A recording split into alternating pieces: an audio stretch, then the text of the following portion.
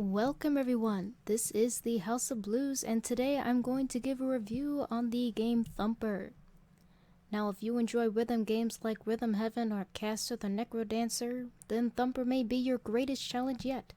I was intimidated the first time I saw this game's trailer, and for years I said no.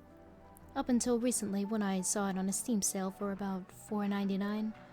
In result, I'm very dissatisfied by not purchasing this game sooner. So without further ado, let's dive right into it. As for how the game works, Level 1 does an amazing job in introducing the mechanics, while also giving you a chance to absorb your surroundings. No dialogue, no story, you dive right into it. Once you get to the boss stage, I found it was a neat idea that you have to copy the sequence perfectly in order to advance. Also, this little boss guy, after showing my friends this boss, they nicknamed him the Moon from Majora's Mask, and honestly, who wouldn't? Level 2 had a steady increase in difficulty, but not enough to be absurd. We get to hear more elements of rhythm and learn how to collect blue rings and fly.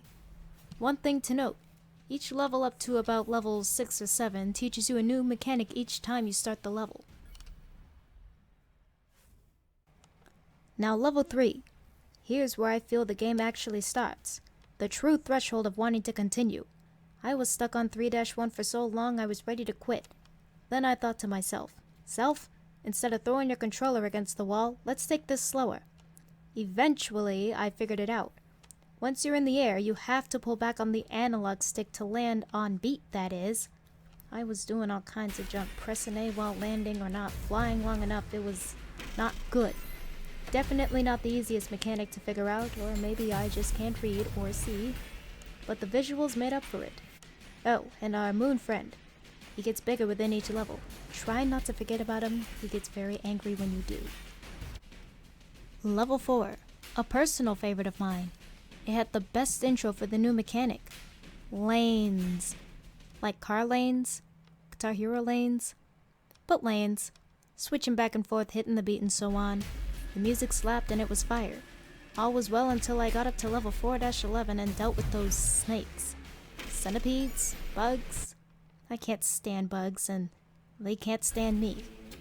Anyways, those lanes allow you to avoid those snakes. I actually think that this was the first level to induce fear in me. When I first saw that background, I kind of wanted to quit. I had no idea what those snakes were doing. I crashed right into it the first time I played. Another thing to note, when you first start off in this game, you might be slamming your thumb down on the controller. A common gamer thing to do. You think, perhaps if I press the button harder, I'll score better. But not with this game. They eventually condition you to carry a light thumb. Moving on, I think we can all agree that level 5 had the worst mechanic. A penalty ring for missing a beat. It's bad enough messing up your flow, but now you have the potential to actually die from it. I used to enjoy the sound of those industrial drums, but now I dread them because they are the musical cue to the penalty rings. What makes matters worse is that these future bosses start applying them, which makes it absolutely crucial to be perfect on your executions. Levels 6, 7, and 8 start to merge together and become more of an act of survival. This beetle makes Sonic the Hedgehog look obsolete. It was just so fast and it showed no signs of slowing down. Levels 1 through 4 were cute, but with levels 5 and up, the game said this is where it really matters. I will also say that level 7 presented another unique challenge where I had to depend on my ears and not my eyes due to the sharp turns. Pretty typical for a rhythm game, but visuals help make the game. While the intensity of the game increased, so did the length of time to complete them. Minus level 7, thank goodness. The longer the levels got, the more it started to drag on. Thus I eventually stopped hearing the music. 20+ minute level segments are brutal. Take care of yourself if you want to sit down and do multiple segments at a time. Now, we've finally gotten to level 9. The finale. The level everyone's been waiting for. Take everything I said about level 6 through 8 and flip it. Though, keep in mind it's still very fast, Sonic is still obsolete, and the level is still long. But the fact of the matter is, level 9 is the very last level, so of course it's going to throw everything in its arsenal at you, and be tedious at the same time. However, After going through the song and dance of the sub-levels, let's skip to the final boss. Remember our good friend the Moon? Well, he's got a makeover, and he's moved up in the world. However, what makes this boss segment different from the others is that after you defeat him, instead of destroying him completely, you get eaten? Or destroy it from the inside out? Who knows? Anyways, after you get through with him, you think it's over, but it's not.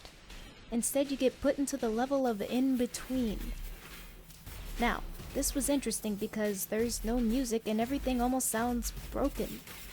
No doubt the level was hard, but I also realized that the segment in this last part was actually pretty cool. And it made me wonder why other parts of the game didn't utilize this mechanic, or rhythm. Last but not least, we go up against the final boss itself, the Needle. This guy showed up in every single level and only reveals himself for a moment before vanishing. I love the tease, especially when it slowly faded into the background, and the sound of the horn whenever it's present. Who would have known that this was the main guy all along? As expected, it's super tedious and precise. There's no music and it warps your sense of time, between fast, slow, and ludicrous speed. Once you defeat it, I think you break reality itself and ascend into the Nether. After that, I guess it's up to interpretation. Some say the Needle was part of a record player and you fought your way to freedom. Or you died? Escaped out of hell? Who knows? But what if the Needle is actually a tip of a pencil that created everything you went through, with the bright light representing a blank piece of paper, which could also line up with the creation of the moon from Majora's Mask, thus was also created from a pencil. Ergo, the moon and the level bosses could actually be related? Anyways, I do love this game a lot, and I'll have to give it a 4 out of 5. By the way, I almost forgot to mention how when you take the visuals out of context and actually listen to the game being played, it sounds like someone playing on a drum set, which I just think it's neat. Although, there were a couple of things that turned me off from the game, mainly the fact that I can't pick and choose what part of the levels I want to play, which results in me having to play the whole thing. And that also made it tricky to record. One too many mistakes and it's over. Lastly, aiming for the A rank presented its own challenge, for I've never scored higher than a B rank from levels 5 and up.